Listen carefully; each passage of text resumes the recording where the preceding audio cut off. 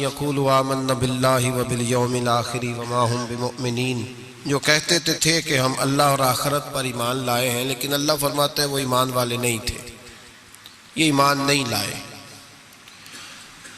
उनको फिर अल्लाह पाक ने एक हुक्म दिया।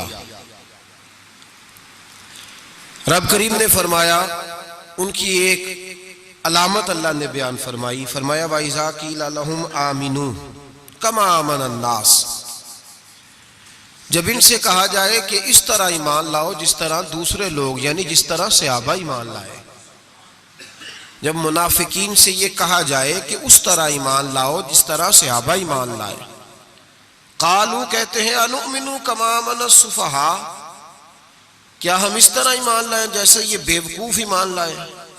माज़अल्लाह अस्तग़फिरुल्लाह, वो कहते हैं क्या इस तरह ईमान ले आए जिस तरह ये बेवकूफ ईमान ले आए। अला खबरदार इन्नहुम हुमुस सुफहा, अल्लाह फरमाता है खबरदार हो जाओ यही असल में बेवकूफ है।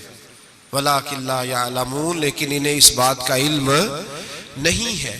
वो कहा करते थे कि ये तो बेवकूफ हैं, ठीक है नमाज पढ़ो, दीन कबूल कर लो, रोजा रख लो, हज कर लो, ज़कात दे लो, ये अजीब लोग हैं सारा कुछ ही कुर्बान कर रहे हैं नबी पाक पे, वो इसको बेवकूफ़ी कहते थे।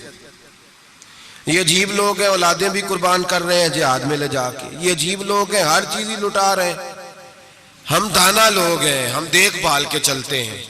अल्लाह फरमाते तुम बेवकूफ हो, तुम बेवकूफ हो जिनके सामने मेरे नबी की रहमत का दरिया बह रहा है, जिनके सामने हुजूर के करम की बरखा बरस रही है, लेकिन तुमने फिर भी सारा कुछ बचा के रखा हुआ है। तुम इस सौदे को समझे ही नहीं। यहां अगर तुम एक कुर्बान करते मैं तुम्हें 70-100 गुना अजर अता फरमाता। वो अकल जो आज बहुत सारे मुसलमानों को भी अल्लाह खैर करे आ गई है। कहते हैं ठीक है बेटे नमाज पढ़नी चाहिए, मस्जिद जाना चाहिए, तू तो पक्का ही मौलवी बन गया है। ठीक है जी मैं भी नमाज पढ़ता हूँ, रोजा रखता हूँ, लेकिन ये वाला काम नहीं मुझसे होता कि बंदा सारा कुछ छोड़ छाड़ के मसीतड़ी हो जाए। इस सोच को समझे, ये किसकी सोच है, ये किसकी सोच है। अल्लाह फरमाते हैं ईमान उस तरह का जिस तरह का ईमान अबू बकर सिद्दीक का है, अकीदा उस तरह का जिस तरह का अकीदा फारूक आजम का है, नजरियात उस तरह के जिस तरह के उस्मान गनी और मौला अली के हैं, उस तरह के अकीदे उस तरह का ईमान लाओ, उस तरह का।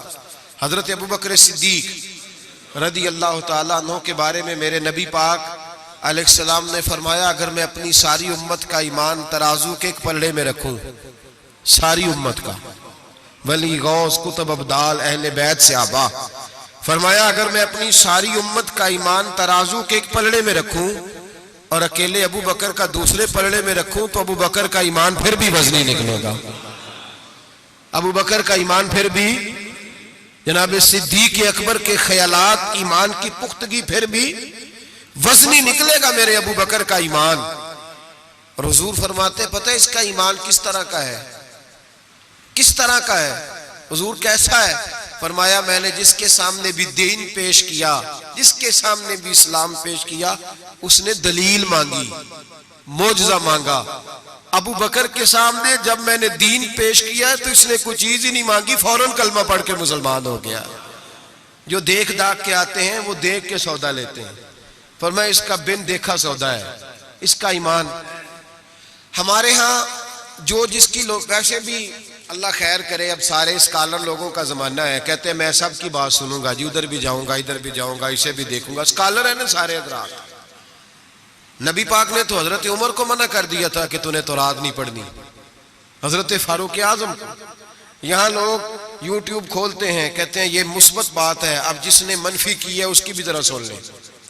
मैं अक्सर कहता हूँ, मैं कहता हूँ हमारी कौम को रोज उलझाया जाता है, 4 बंदे टॉक शो में बिठाए जाते हैं, अलहदा अलहदा वो सारे बात करते हैं, नतीजा कोई नहीं निकलता, शो खत्म हो जाता है। जो सुनने वाला वो उलझा ही रहता है, पता नहीं सही कौन है। ये उलझाओ का जमाना है, उलझाओ का, और लोग भी उलझना पसंद करते हैं। हजरत अबू बकर सिद्दीक का अकीदा ये है कि एक दर फड़िए मोहकम फड़िए तो एक दे ही होके मरिए।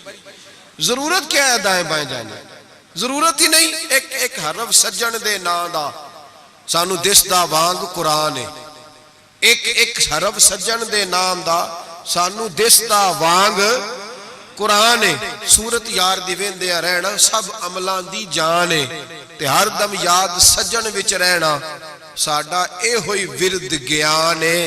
वो सजना साडा दीन की पुछना है, साडा इहो ही दीन ईमान है, साडा इहो ही बोलिए।